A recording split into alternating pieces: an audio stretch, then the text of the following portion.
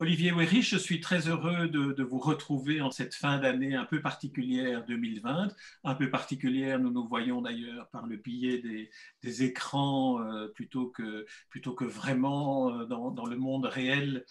Et alors, je suis d'autant plus heureux de vous revoir que vous avez été couronné de deux prix récemment. Le prix Rossel, un des plus prestigieux des prix de la littérature en communauté française, dont nous parlerons à une autre occasion, mais surtout, et c'est l'occasion de nous voir, le prix Joseph Hans pour la collection La Traversée, dont vous êtes le coéditeur avec l'association Lire et Écrire.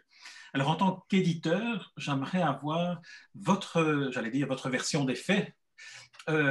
Comment est né, comment est-ce qu'on sollicite un éditeur comme vous qui, il y a 10 ans, débutait en quelque sorte dans le monde de la littérature?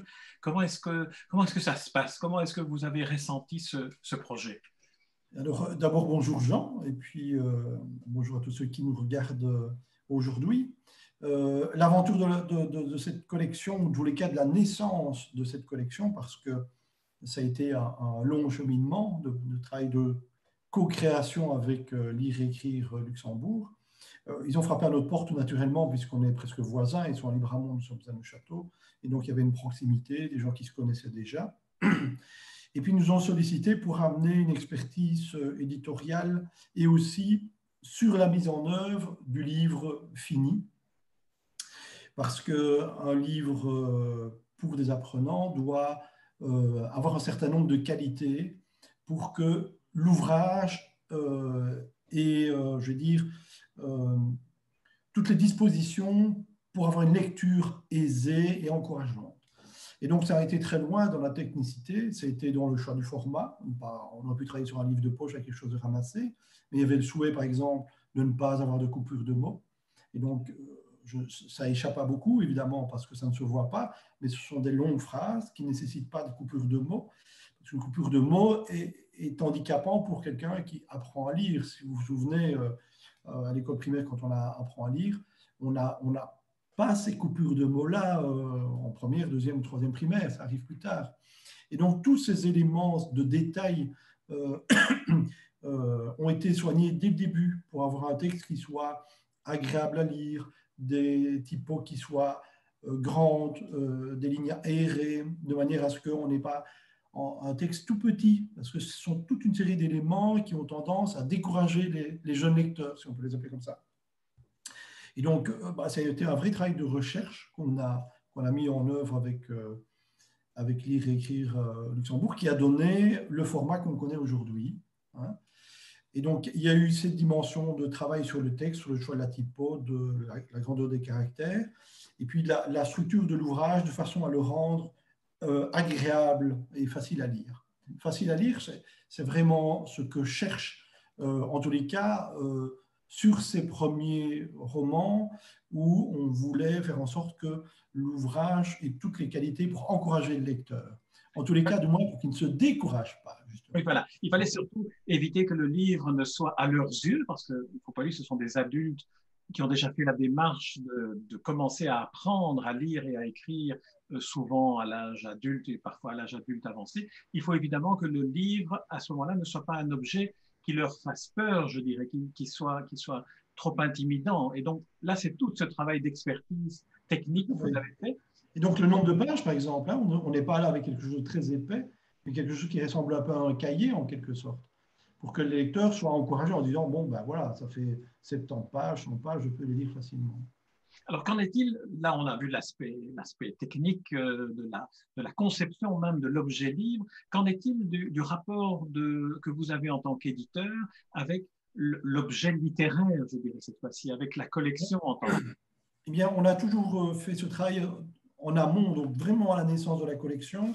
Il a fallu chercher à définir qu'est-ce qu'était un texte facile à lire pour des apprenants.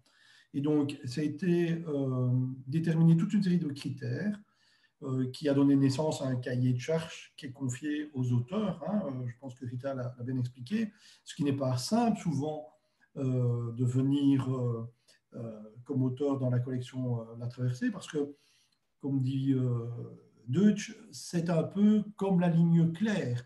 Et donc, il faut avoir une écriture qui soit limpide, facile à lire, et surtout qui conforte le lecteur dans ce qu'il vient de comprendre.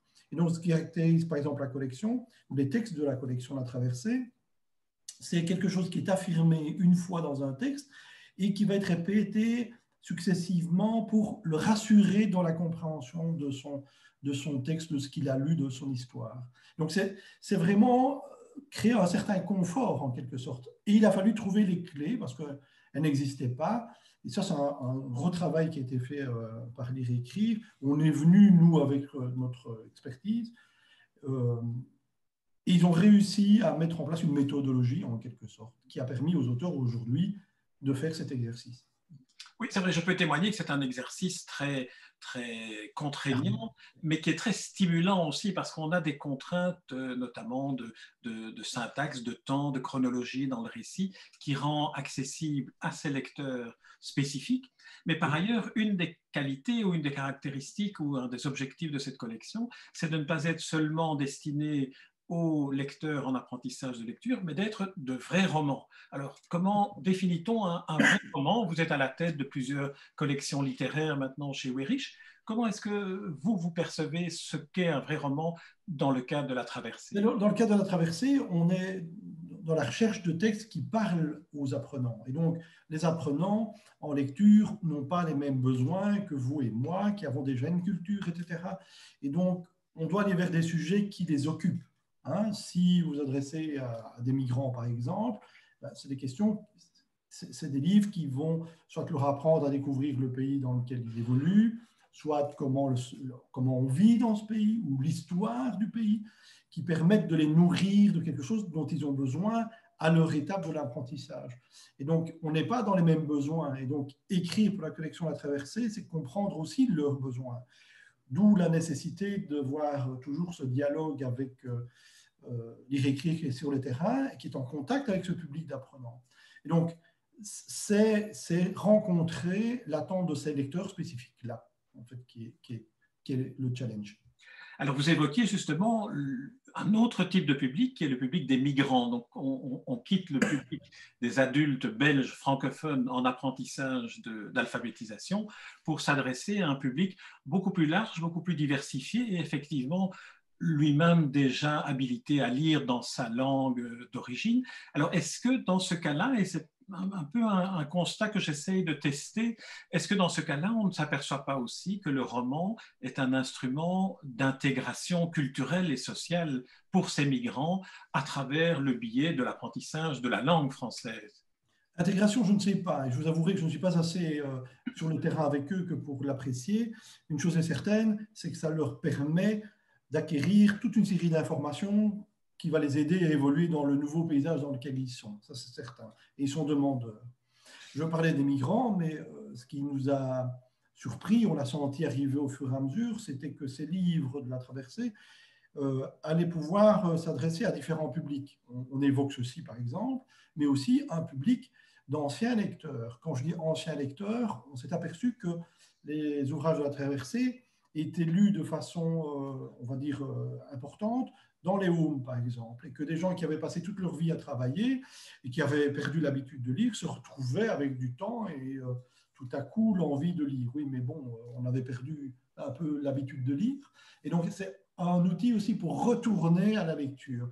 Et donc, on retrouve là, par exemple, des anciens lecteurs, des gens qui se remettent à la lecture grâce à ces ouvrages, mais aussi, ça peut être des jeunes qui sont presque en décrochage scolaire et qui ont un déficit de lecture et qui vont avoir 16-17 ans et qui vont, avec ces outils-là, se reconnecter à la lecture, par exemple. Et donc, ici, là, simplement, en quelques minutes, on s'aperçoit qu'on parle déjà de quatre publics différents. Les apprenants qui vont chez Lire et Écrire, ces nouveaux arrivants qui apprennent la langue française, et puis ces personnes qui ont été en décrochage scolaire, puis des personnes qui sont des anciens lecteurs et qui se remettent à la lecture.